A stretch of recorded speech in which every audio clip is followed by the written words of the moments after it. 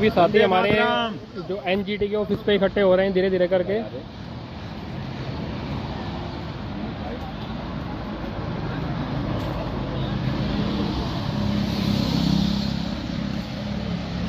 निधि जी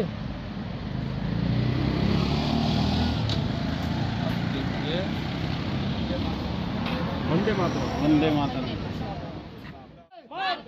वंदे मातरम, वंदे मातरम। राजीव दीक्षित अमर रहे, अमर रहे। राजीव दीक्षित अमर रहे, अमर रहे। राजीव दीक्षित ऑफिस के अंदर दिल्ली में आए हैं सभी क्रांतिकारी भाई इकट्ठा होकर। आप पढ़ सकते हैं कि मेरा वाहन मेरी संपत्ति है, सरकार को क्यों है आपत्ति। ये हमारा नारा है कि हमारी गाड़ियां सरकार किसी भी तरीके से किसी आदेश को पारित करके छीन सकती है क्या हमारी गाड़ी कमाई इसीलिए लाई गई है? क्या कंपनियों को फायदा देने के लिए हमारी गाड़ी कमाई है? हम इतनी मेहनत करके पैसा कमाते हैं, हमारी गाड़ी को आज सरकार ने कह दिया कि 15 साल के बाद जो है खत्म हो जाएगी, 10 साल के बाद खत्म हो जाएगी, तो क्या हम अपनी गाड़ी को लूटने दें? कल को आपका मकान भी लूट लिया जाएगा, आपकी संपत्ति भी लूट ली जाएगी, आपके बच्चों को लूट लिया जाएगा, बूढ़ों को कह दिया जाएगा अब तो आप बेकार हो चुके हैं, उनको मार दिया जाए। नहीं, हम इस प्रकार का कार्य नहीं होने देंगे। तो आप सभी भाइयों से जो इस वीडियो को देख रहे हैं उनसे निवेदन है कि कृपया करके क्रांतिकारी भाइयों का साथ दें। 1947 के क्रांतिकारियों का आप नहीं देख पाए थे, लेकिन निश्चित तौर पे सारे भाई बंधु बैठे हुए हैं जो क्रांतिकारी, और अभी बहुत से लोग आने वाले हैं। आप लोगों को जगना है और समझना है कि सरकार किस प्रकार से हमारे ऊपर गुलामी थोपने जा रही है, हमारी आने वाली पीढ़ी को गुलाम बनाने जा रही है। छोटे छोटे बच्चे जो कुछ नहीं देख पाएंगे, क्या उनका ये हाल करेगी सरकार? तो आप लोगों को जगना है, जागना है, जगाना है पब्लिक को, सबको। तो आइए मिलकर आवाज उठाए कि मेरा वाहन मेरी संपत्ति, सरकार को क्यों आपत्ति। दोबारा मिलकर बोलेंगे, मेरा वाहन मेरी संपत्ति, सरकार को क्यों आपत्ति। आप सभी लोग आइए। जय गौ माता। एजेंसी किस प्रकार निर्णय लेती है कि एक वाहन कब प्रदूषण अधिक करेगा या वह कब पर्यावरण अनुकूल माना जाएगा। एक नए वाहन को बनाने में इतना प्रदूषण कार्बन फुटप्रिंट होता है जो कि औसत वाहन चलने के दौरान 50 सालों में भी ना करे। पुराने वाहनों को बंद करने से पुराने वाहनों की मरम्मत करने वाले कारीगरों को बहुत नुकसान होगा और उनका स्वरोजगार भी खत्म होगा।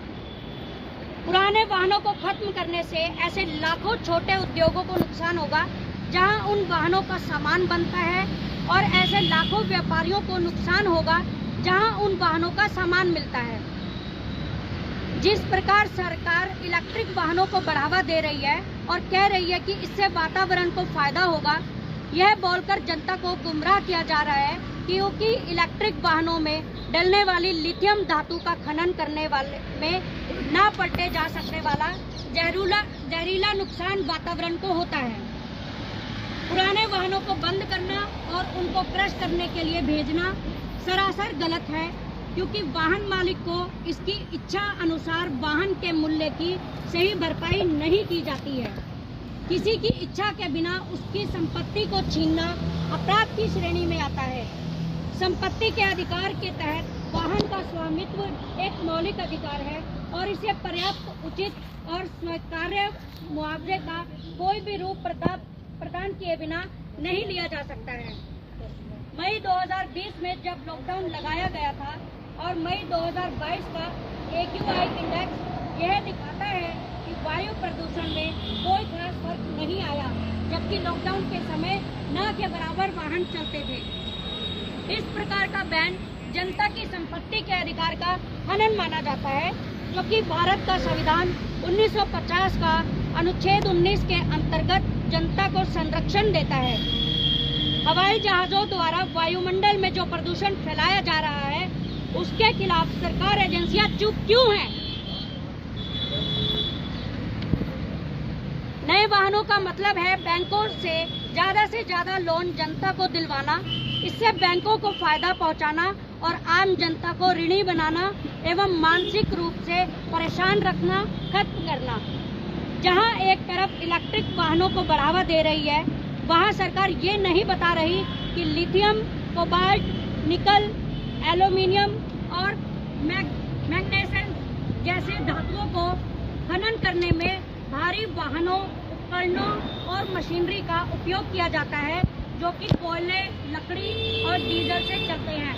इसका कार्बन उत्सर्जन जनता के सामने रखा जाए। लिथियम का खनन करने में लिथियम कार्बाइड यानी वायु प्रदूषण। 22 लाख लीटर पानी का प्रयोग 1 टन लिथियम खनन करने में इस्तेमाल किया जाता है। इससे पानी और आसपास के जलाशयों को गहरा नुकसान पहुंचता है और साथ ही साथ धरती भी अनुपयोगी हो जाती है। यह हैरानी वाला विषय है कि किस प्रकार सरकार इलेक्ट्रिक वाहनों को पर्यावरण के लिए फायदेमंद बता रही है। जो वाहन बिजली से चलते हैं उसके लिए बनाने वाली बिजली में भी कोयला डीजल का ही उपयोग होता है, तो फिर किस प्रकार ये वाहन वातावरण के नाम पर फायदेमंद हैं? क्या ये कुछ पूंजीपतियों को फायदा पहुंचाने के लिए किया जा रहा है या आम आदमी को पूर्णतः बिजली पे आधारित करने के लिए किया जा रहा है? पुराने वाहनों को बंद करने से जो लोग पुराने वाहनों की खरीद फरोख्त का व्यापार करते हैं उनको भी क्षति पहुंचेगी। लिथियम को डिस्पोज करने के लिए पर्याप्त संसाधन और उपकरण नहीं है और उसमें भी भूमि का प्रदूषण होगा जिस प्रकार पुरानी बैटरियों से होता है। इससे भूजल भी जहरीला होता है। अगर सरकार पुराने वाहनों को जब्त करने की बात करती है तो वाहन मालिक को कम से कम जो वाहन जब्त किया जा रहा है उसी स्तर का वाहन सरकार उन वाहन मालिकों को दे। सरकार का ये कहना है कि एम्बिएंट ए और AQI खराब होने के पीछे पुराने वाहनों का दोष है। वही सरकारी दस्तावेजों में लिखा है एयर क्वालिटी में show variation across location and averaging is not a scientifically sound approach.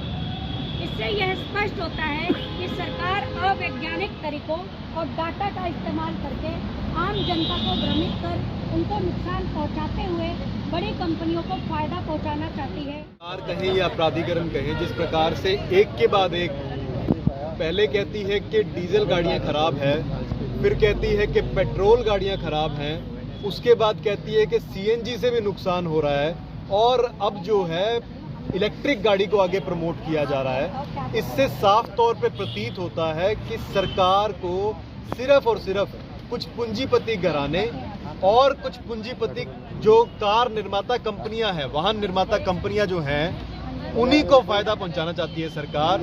और आम जनता की गाड़ी कमाई से खरीदी हुई जो उनकी खुद की संपत्ति है, जो उनके वाहन है, उनको सरकार उनसे छीनना चाहती है। साथ साथ में जितने भी हमारे पुराने टैक्सी वाले हैं जिनकी खुद की टैक्सीज हैं, आज उन टैक्सीज को बंद करवाना चाह रहे हैं वो 8 साल का कह के, और उसकी जगह पे ब्लू स्मार्ट जैसी टैक्सीज जिसके अंदर की रतन टाटा और रिलायंस का पैसा लगा हुआ है उनको प्रमोट किया जा रहा है। और वहाँ पे जो है इलेक्ट्रिक गाड़ियों की बात की जा रही है। आप इस बात को समझिए कि आम जनता और आम जो लोग हैं वो इतने सक्षम नहीं है कि इलेक्ट्रिक गाड़ियों को परचेज कर सके, तो कहीं ना कहीं सरकार उनको जो है बंदी बनाना चाहती है कि वो लोग उन बड़ी कंपनियों के अंदर नौकर बन जाए शुरुआत के अंदर, और आने वाले समय के अंदर जब ये कंपनियों के अंदर गाड़ियां ऑटोमेशन पे चलें तो इन लोगों की भी छुट्टी हो जाए। तो इस प्रकार से लोगों का स्वरोजगार और खत्म होगा और वो लोग बेरोजगार होंगे। सरकार इस प्रकार से हमारे देश के अंदर बेरोजगारी को बढ़ावा दे रही है फायदा करने की जगह। जहां एक तरफ सरकार कहती है कि पर्यावरण को फायदा करने के लिए हम करते हैं, वहीं दूसरी तरफ जो इलेक्ट्रिक गाड़ियां हैं उनमें जो लिथियम इस्तेमाल किया जाता है, खास तौर पे आपको ध्यान देना होगा लिथियम के ऊपर, क्योंकि लिथियम के बिना कोई भी इलेक्ट्रिक गाड़ी के अंदर बैटरियां नहीं बनती हैं। उसमें कुछ और भी जो मिनरल है, कुछ और भी जो धातु है वो इस्तेमाल किए, जैसे कि निकल, कोबाल्ट, एल्यूमिनियम और मैंगनीज। लेकिन आपको लिथियम पे खास तौर पे ध्यान देना होगा। उस लिथियम को खनन करने के अंदर मतलब इतना नुकसान होता है पर्यावरण को, जिसमें कि आपकी भूमि का नुकसान, आपके वायुमंडल का नुकसान और आपके जलाशयों का नुकसान, एक भयंकर नुकसान इससे होता है। जिसका एक एग्जाम्पल देने की अगर मैं आपको बात कहूं तो 1 टन लिथियम को खनन करने के अंदर, उसको शुद्ध करने के अंदर 22 लाख लीटर पानी का इस्तेमाल किया जाता है। और जहां एक तरफ सरकार कहती है कि ये लिथियम जो है ग्रीन एनर्जी है, वहीं दूसरी तरफ ये नहीं बताती कि ये जो लिथियम है या दूसरे जो आपके धातु हैं, इनको खनन करने के अंदर जिन बड़े बड़े उपकरणों का इस्तेमाल किया जाता है, जिन बड़ी बड़ी मशीनरियों का इस्तेमाल किया जाता है, जिन बड़े बड़े जो उपकरण है उनका इस्तेमाल किया जाता है, वो सब के सब उपकरण जो है वही डीजल और कोयले पे चलते हैं। तो यहां सरकार जो है गुमराह करती है आम जनता को, और गुमराह करके कुछ पूंजीपति घरानों की जो इलेक्ट्रिक गाड़ियां हैं, उनके इलेक्ट्रिक इंजन्स हैं, उनको बढ़ावा दे रही है। आप एक बात और देखिए कि जिस प्रकार से सरकार कह रही है कि पेट्रोल और डीजल वाहन के अंदर डीजल गाड़ी जो है ज्यादा प्रदूषण करती है, वहीं सरकार ये नहीं बता रही है आपको कि डीजल गाड़ी के प्रदूषण करने वाले पदार्थ अलग होते हैं और पेट्रोल गाड़ी के प्रदूषण करने वाले पदार्थ जो है वो थोड़े अलग होते हैं। मतलब अगर एक में कोई सा पदार्थ ज्यादा है तो दूसरे में दूसरा कम है, वहीं दूसरे में ज्यादा है तो पहले वाले में कम है। तो आप सही मायने में सही तुलना कर ही नहीं सकते।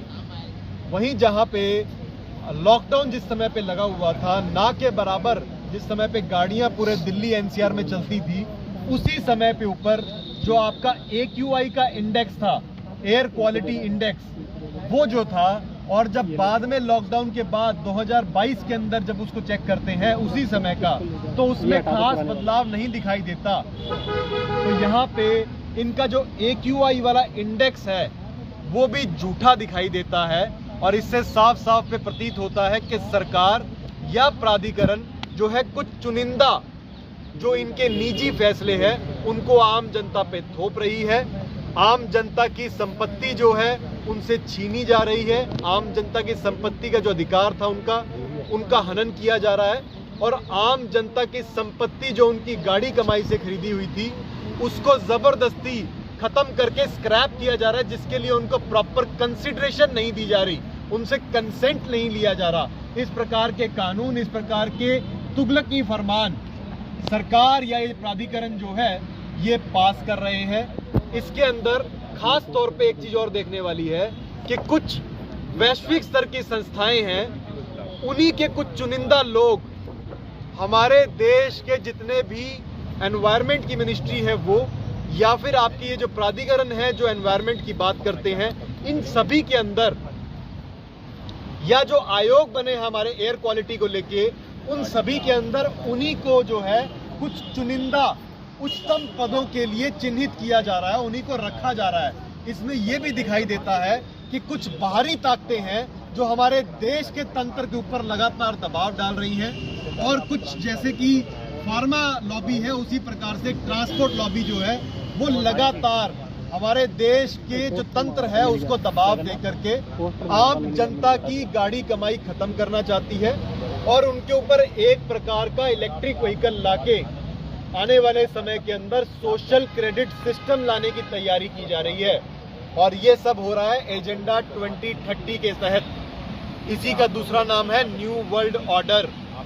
यही न्यू वर्ल्ड ऑर्डर के बारे में प्रधानमंत्री हमारे जो हैं कई बार बोल चुके हैं। एक बार लाल किले से बोल चुके हैं, एक बार संसद से बोल चुके हैं, और कई दफा जो है नीचे वाले जितने भी मंत्री संतरी हैं वो बार बार इसके बारे में बोल चुके हैं।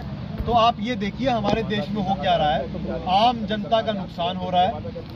आम जनता जिनका काम धंधा चलता है उन पुरानी गाड़ियों से, उन पुरानी गाड़ियों के सेल परचेज से, जो छोटे छोटे उद्योगपति हैं जिनकी दुकानदारी चलती, जिनका काम धंधा चलता है, जो उद्योग कुछ ऐसे सामान बनाते हैं जो कि इन पुरानी गाड़ियों में इस्तेमाल किए थे, स्पेयर पार्ट्स, उनका धंधा चौपट होगा।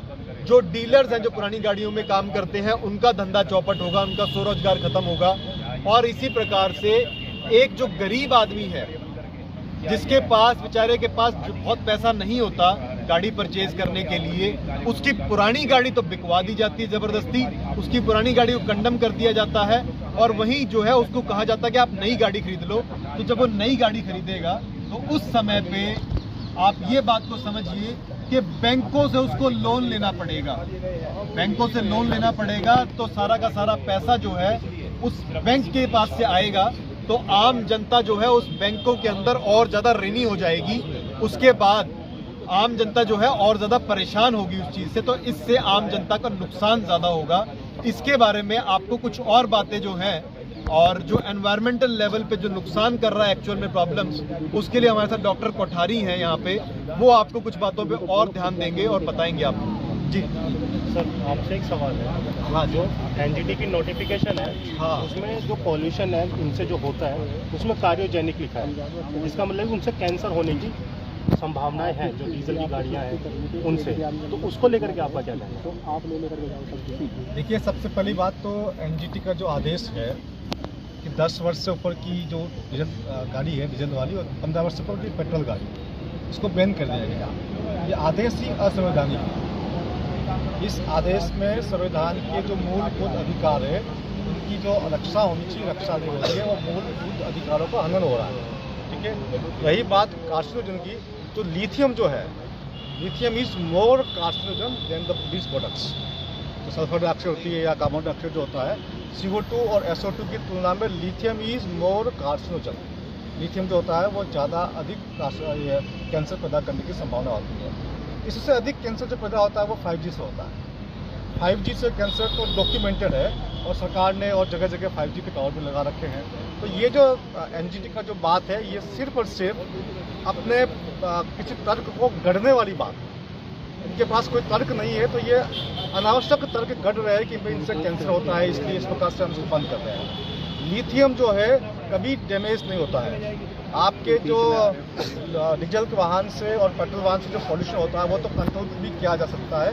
लिथियम अगर ज़मीन में चला गया तो कम से कम 500 वर्षों तक वो लिथियम पड़ा रहेगा, वहाँ से वो डैमेज नहीं होता। तो लिथियम एनवायरनमेंट के लिए ज़्यादा खतरनाक है, और लिथियम के अलावा जितने भी इलेक्ट्रिकल्स वाहन जो है वो ज़्यादा खतरनाक है बजाय पेट्रोल के और डीजल। होता क्या है कि जब सरकार को कोई काम करना होता है, एनजीटी को कुछ काम करना है, तो अपने काम के लिए अलग अलग तर्क गढ़ते हैं।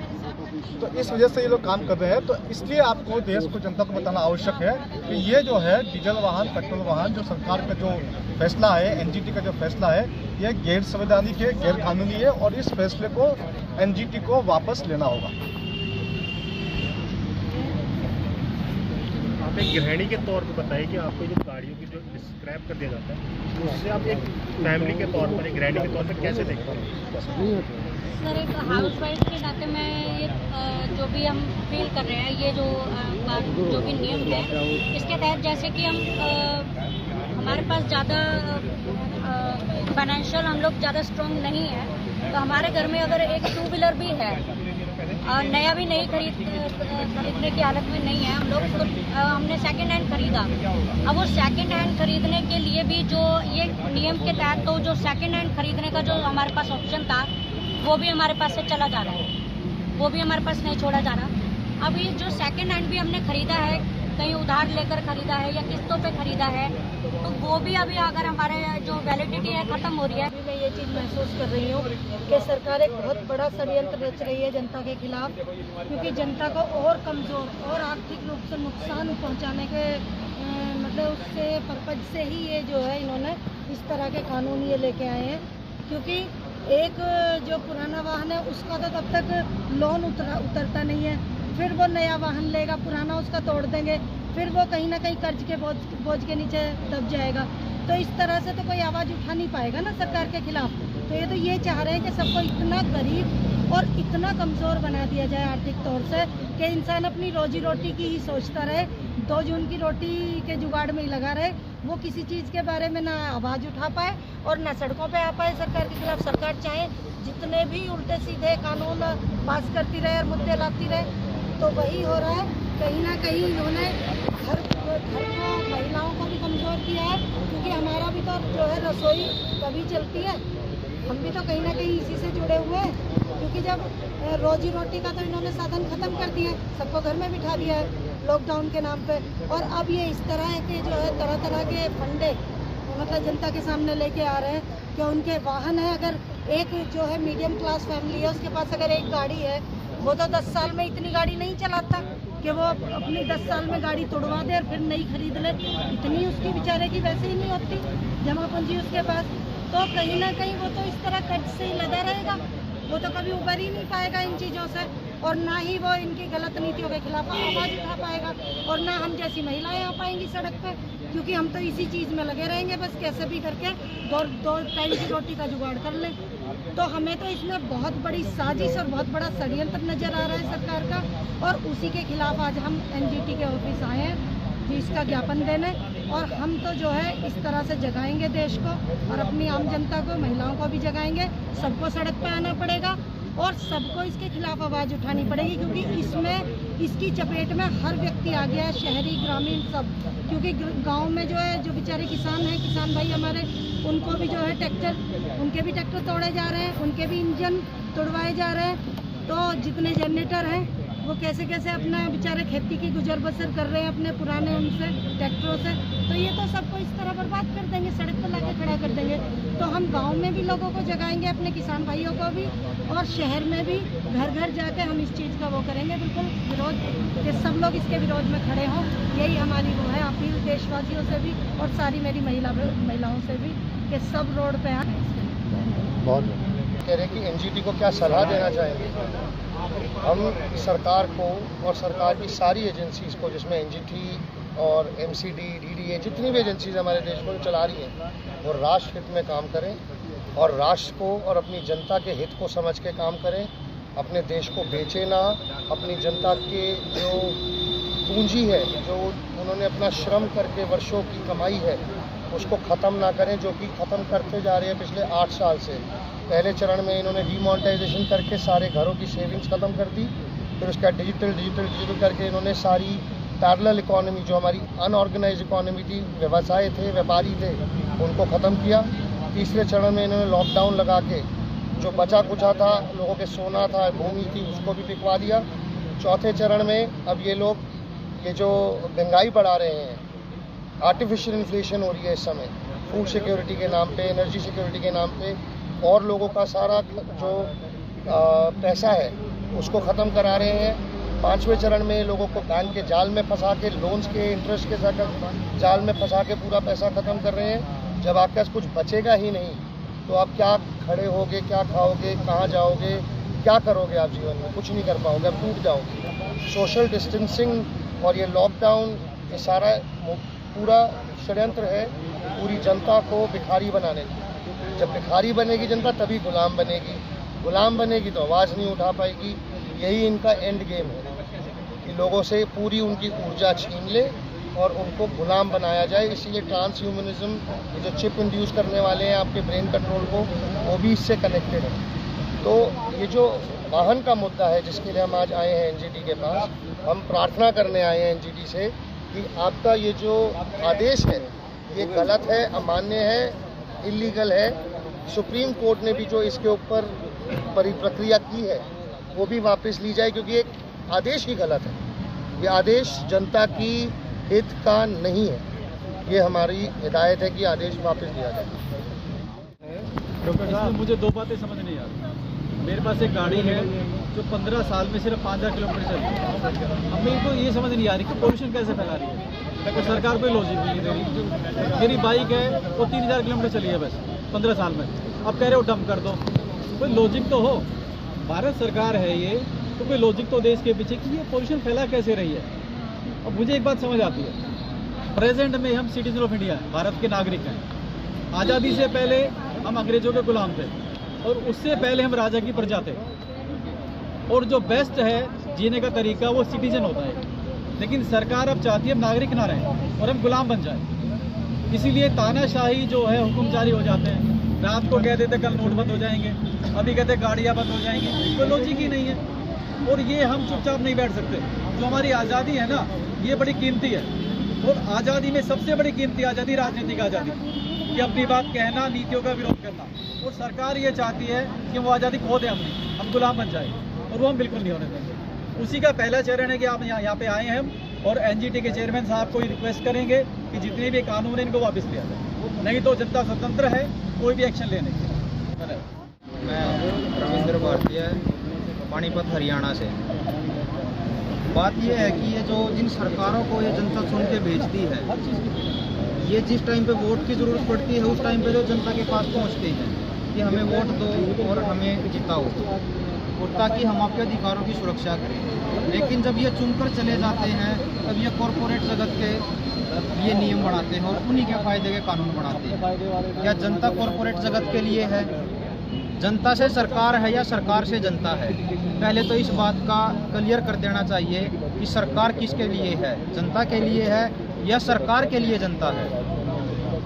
असल मायने में जनता ही सरकार है और ये यहाँ पे जो संसद में जाते हैं, विधानसभा में जाते हैं, ये जनता के खिलाफ ही नीतियाँ बनाते हैं। अब जिस व्यक्ति ने एक वाहन खरीदा है, वो वाहन खरीद के उसने उस पर टैक्स दिया है, उस पर GST दी है, उस पर सेंटर ड्यूटी दी है, बाद में RTO टैक्स दिया है।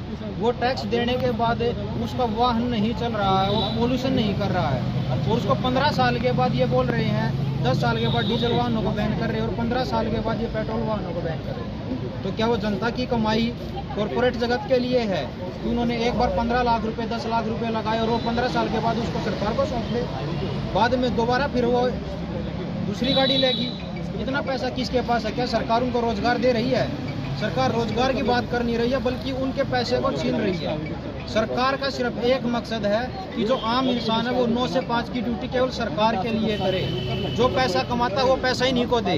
इतनी बेवकूफ़ जनता नहीं है कि हम अपनी गाड़ी कमाई को इनको इतनी आसानी से सौंप देंगे। तो ये बात, ये मैसेज पूरे देश भर में जाना चाहिए और इन सरकारों के खिलाफ खुलकर अपनी आवाज़ बुलंद करो और जाकर ये मैसेज दो कि भाई हम, सरकार हमारे से है, हम सरकार के लिए नहीं है, सरकार को हम चुनते हैं। असल मायने में जनता ही सरकार है और जनता को अपने हक अब इनसे मांग कर नहीं छीन कर लेने होंगे।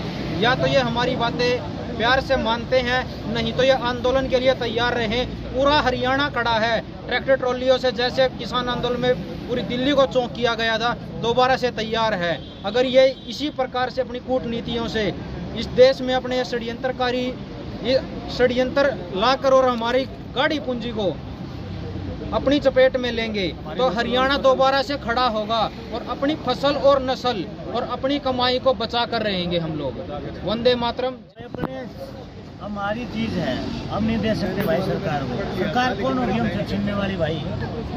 हम नहीं देंगे भाई सरकार को अपनी कोई भी चीज। ये तो गाड़ी है, कोई भी चीज भाई सरकार कैसे कब्जा कर लेगी भाई? और सबके लिए एक संदेश है भाई, अपनी चीज किसी को मत देना भाई, और छीनने के लिए तो किसी को भी मत भाई, हट जाना। अब तो आखिरी टाइम भाई, हमें ये बात रविंद्र भाई ने बोल दी भाई, और हरियाणा वाले तो आगे खड़े भाई, कुछ भी बात हो जाए यहाँ उसी टाइम जाम करते हैं भाई सब कुछ। अपनी सरकार को भाई और अपने चीज़ पे कब्जा नहीं करने देंगे भाई। हमने अपनी चीज़ बहुत मेहनत से जोड़ी भाई, एक चीज़, और कोई ऐसा नहीं है भाई सरकार कोई ऊपर से आई थी, हमने बनाया था उसको, और इसलिए नहीं बनाया था हमारे घर पे कब्जा करेगी, हमारे साधनों पे कब्जा करेगी। किसी को कब्जा नहीं करने देंगे भाई। ये गलतफहमी दिल से निकाल देना। यहाँ इज्जत से आए हैं, प्यार से ज्ञापन देंगे, इसको मंजूर करो। जबरदस्ती में आएंगे तो भाई जबरदस्ती भी नहीं देंगे। खरपतवार इतनी होती थी खेतों में, हमें यूपी में इतनी खरपतवार होती है, तब तक कीटनाशक का इतना प्रयोग होता है, खरपतवार होती नहीं, अग्नि जलाई जाती है, इससे तो प्रदूषण होता नहीं। 1000 साल से मुझे पता नहीं था भाई। मेन चीज़ तो है ऊपर जो कैम्पट्रेल छिड़क रहे हैं ना, कैम्पट्रेल है मेन कारण। और ये जंगल के जंगल खत्म करवा रहे हैं, बक्सवाहा जैसे जंगल खत्म करवा रहे हैं, दुनिया भर के जंगलों को कटवा रहे हैं भाई। प्रदूषण तो इनसे बन रहा है, जंगलों को खत्म करवा रहे हैं। ये बताइए आप, तो पराली ना कारण है ना खरपतवार कारण है, कारण तो कुछ और ही है। जनता गंभीर, ये असलियत में ये देश जो है फिर से गुलाम बनने जा रहा है और कंपनी राज दोबारा आ रहा है। इतिहास दोहराया जा रहा है, जैसे ईस्ट इंडिया कंपनी आई थी करके, ऐसे ही कंपनी राज दोबारा ला रहे हैं और सब कुछ इन कंपनियों के द्वारा गुलाम, सबको गुलाम बनाया जाएगा एक एक करके। तो मेन चीज़ यही है, रोको। अगर जनता ना जागी तो आने वाले समय हमारी जो बच्चे हैं, हमारी औलादें बिल्कुल गुलाम होंगी, गुलाम। जरूरी जानकारी है जो शायद अभी है ना जनता को पता नहीं है, जिस बारे में हम सब लोग आए हैं अपने अधिकारों के, अपने वाहन की रक्षा के लिए यहाँ पर। लेकिन अभी सरकार ने ये चीज़ मतलब अपने कागजों में तो कर दी है, लेकिन इस चीज़ की जानकारी जनता को नहीं है कि दिल्ली NCR का जो दायरा पहले 40-50 किलोमीटर का था, जिसमें नोएडा, फरीदाबाद, गुड़गांव ये सारा पूरा क्षेत्र आता था, लेकिन अब ये दायरा 300 किलोमीटर तक बढ़ गया है। ठीक है, इसके अंदर आपका हमारा यूपी का शामली तक ये लोग कवर अप कर रहे हैं, हरियाणा में आपका जींद तक उसके अंदर में आ गया है, और हमारे राजस्थान का भी काफ़ी बड़ा हिस्सा उसके अंदर आ रहा है। तो जो ये चीज़ आज दिल्ली NCR के लोगों के साथ में हो रही है, वो भी प्रदूषण के नाम पर, और क्या वो भी ऐसा प्रदूषण है जिसकी आज तक मतलब जिसके पीछे ये जो NGT है, नेशनल ग्रीन ट्रिब्यूनल, ये आज तक कोई ऐसा प्रमाण नहीं दे पाई है कि जी आपकी गाड़ी प्रदूषण करती है। आप NGT के आंकड़े उठा करके देखिए, 2 साल पहले जब लॉकडाउन देश के अंदर लगा हुआ था, तब की AQI की क्या नाम है अप्रैल की जो रीडिंग है, और आज जब सबके व्हीकल सड़कों पे दौड़ रहे हैं जब 2 साल की रीडिंग में आपको जरा सा ही फर्क नजर आएगा, तो आप बताइए जो एयर क्वालिटी इंडेक्स की जो प्रमाण वैज्ञानिक प्रूफ कैसे हुआ? जब सड़कों पे कोई वाहन नहीं है तब भी रीडिंग आपकी सेम है, और जब सबके वाहन दौड़ रहे तब भी आपकी रीडिंग सेम है। और जनता को ये चीज़ समझनी पड़ेगी कि जो आदेश और जो कानून आपके लिए आज यहाँ दिल्ली में बन गए हैं ना, वो पूरे NCR को कवर कर रहे हैं। आज हमारी गाड़ियाँ जब्त हो रही हैं अपनी दिल्ली NCR की जनता की, तो आने वाले टाइम पे जींद की, रोहतक की, सभी की गाड़ियाँ जब्त होने वाली है। वो तो आपको 2 मिनट बोलते कि जी ये कानून तो 3 साल पहले बना हुआ है, आपने 3 साल पहले क्यों नहीं बोला? तो हम आज लोग आवाज़ उठाने आए हैं और आह्वान करते देश भर की जनता से, क्योंकि ये लोग आपके साथ साथ में हमारा जब दिल्ली का जो 300 किलोमीटर का दायरा खत्म हो जाएगा, उसके बाद में चंडीगढ़ के थ्रू हरियाणा और अपना पंजाब को कवर अप करेंगे, और अपने जयपुर से कवर अप करेंगे, और आपका लखनऊ से भी कवर अप करेंगे। ठीक है, तो सारे देश की जनता को एकजुट होना पड़ेगा और अपने अधिकारों के लिए, अपने वाहनों के लिए हमें आना पड़ेगा, उनका लिए अपने घरों को छोड़ना पड़ेगा। देखिए, आज 16 नवंबर 2022 को सभी जागरूक जन जो हैं दिल्ली NGT ऑफिस के बाहर आए थे, और इस समय पे जो क्लाइमेट को लेके, जो हमारी गाड़ियों को लेके जो समस्या पैदा हो रही है, और आम जनता की गाड़ियों को जो रोका जा रहा है, उनको जब्त किया जा रहा है, उन गाड़ियों को बंद करके इलेक्ट्रिक वाहनों को जो है प्रोत्साहन दिया जा रहा है सरकार की तरफ से, उसके लिए एक विरोध प्रदर्शन, और उसी के लिए एक डेलीगेट जो है यहाँ के जो ऑफिसर्स हैं उनसे मुलाकात की। उसके अंदर जो चेयरमैन थे उन्होंने वो यहाँ पे अवेलेबल नहीं थे, तो उनसे मुलाकात नहीं हो पाई। यहाँ के जो रजिस्ट्रार थे उनसे मुलाकात हुई है, उनकी जानकारी में सारी बातें डाली गई हैं। एक जो मेमोरेंडम था, जो ज्ञापन था, वो उनको दे दिया गया है, और सही तरीके से उनको सारी बातें समझाई गई हैं, जिसके अंदर बहुत सी बातें उनके लिए नई थी, लेकिन वो समझ पाए। आगे का जो है